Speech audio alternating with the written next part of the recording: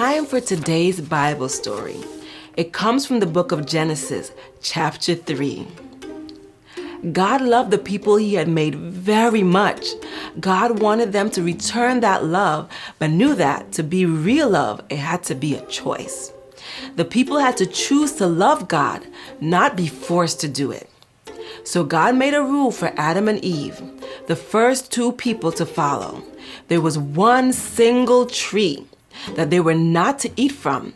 Everything else in the entire wonderful garden was theirs, but that one tree. If they chose not to eat from that one tree, they would show that they trusted and loved God as God loved them. A snake came along and asked Eve about the rule God had made for them to follow.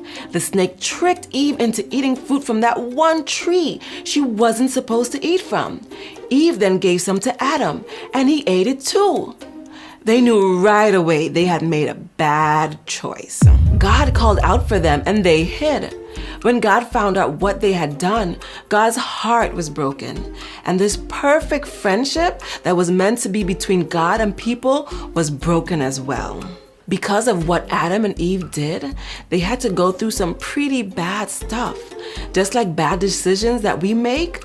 But in the midst of that bad stuff, God did something really cool. He made clothes for Adam and Eve. God was still taking care of them. Even though they had made a really bad decision and broken so much, you know what else? God was already planning how to fix these broken things for good, because that's what God does.